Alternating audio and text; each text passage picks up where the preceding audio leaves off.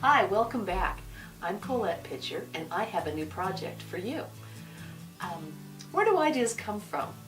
Well, they come from a lot of places, but this idea, it started with the latest magazine in Watercolor Artist, which is a great magazine for watercolor, of course. So this is the February 2019 edition of Watercolor Artist. And inside there was an article that caught my attention, and it's by Joe Sibir, pardon if I don't pronounce that right, but what the artist does is make black and white plans of what they want to paint and then add color to them. And I thought this was really fun. And another fun thing that they do with these is they invite you to do your own drawing and then to submit it to the watercolor magazine. And you've got until February 15th, but if you've missed that, it's still a fun project. I liked what they did, which was entirely a landscape. But I'm going to take that idea and transfer it to a portrait. So the number one hobby in America is genealogy. That's the looking up your ancestors. So that's what I did. I went and looked up some of my ancestors and found some photographs that I really liked. On my photographs, I put some clear paper and I drew their portraits, picking out the lines that I liked and using a Identi-pen. So I have just that striking black and white. And I picked out the man and the woman here. And then I copied it onto copy paper with my copy machine. That lets me enlarge and reduce and find the shape and size. And I put it on the clear transfer so I could move them around to find where I wanted to position the people. Then I took a piece of graphite paper, which has graphite on one side, and I slid it under and I transferred my drawing onto my substrate here. And this is just a piece of 1/4-inch foam board. It could be paper, it could be anything you want, but I'm going to then draw over top of my characters, and I'll put my characters over here so I can see them. And I'm going to use pen and ink. So I've got some permanent black ink. I'll shake that up a little bit. And I've got a pretty little inkwell. It's always more fun if it's pretty to look at, right? So I'm going to pour some ink in the inkwell here. And it's going to drip a little bit. So let's see. And I've got a glass nib, and we'll see if that's going to work for us. I'm not sure it will, but I'm going to then put the ink on and draw my characters. If that doesn't work for you, you could always use the Identi-pen. This is made by Sakura, and I like these a lot because they're permanent, they're light fast. That means that I can cover them over with water and they won't run and they won't fade in time. And so this is a great little pen, but it's also a very fine point on it, which is great if I want to get in here and do some detail work. And I'm going to just give her some dots for shadowing, kind of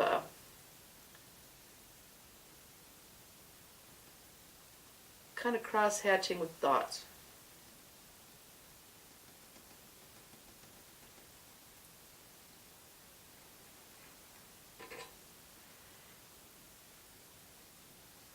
I could make individual strands and lines, or I can fill it in as well too. This pen would work great and it would be lovely and zen-like, but if we want to do this quickly, we can also get out a permanent marker that will do the job, and let me fill in bigger areas quicker. So I'm going to move to that. This is actually what I used to draw the drawing in the first place. And the photograph was so that I wasn't even sure what was happening. It was very underexposed. Well, it's old. This was probably taken in the 1800s.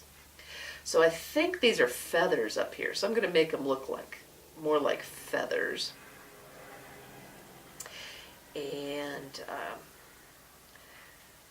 this lovely young lady, she was married at 17 years old, so this photograph looks like she might have been even younger than that. I bet this was when they were first dating and meeting, so they were very young at the time, probably in the late 1800s. And her name's Ida Lynn. And Ida Lynn was pretty stylish wearing that picture hat, right? So when I want the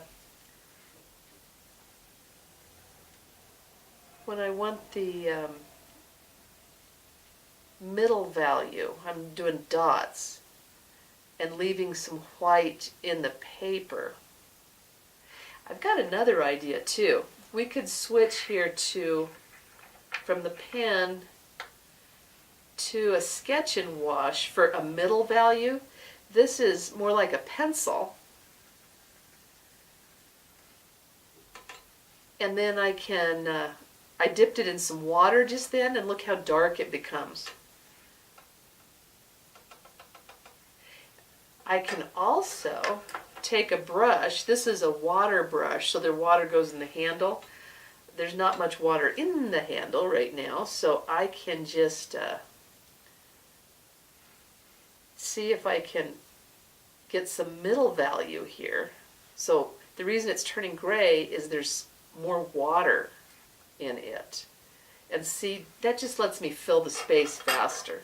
I could do it nice and slow with all these other tools, but this will help go a little bit quicker.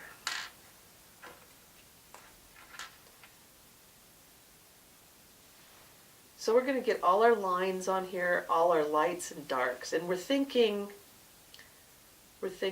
light, which is the color of the board, the white. We're thinking middle value, which is the gray, and we're thinking dark. At least have 3 values on there. The dark is the pen and ink. So light, middle, and dark.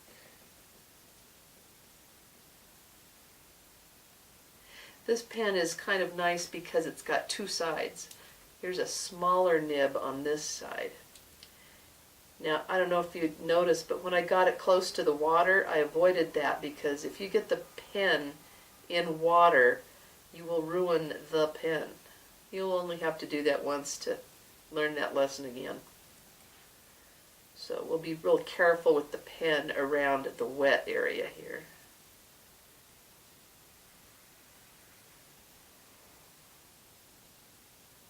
So at this point, I think we're going to speed it up, and you can watch Miss Ida get finished quickly. Then we'll stop and we'll come back and get some nice color over them.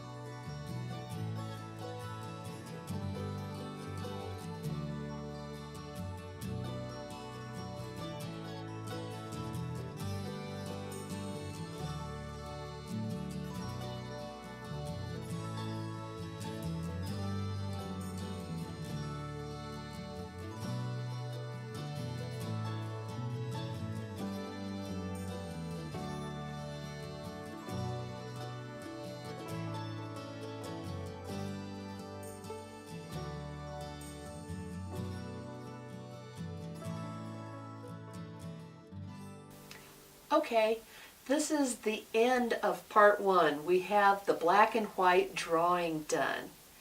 Join me when we complete the piece with some color on top for part 2.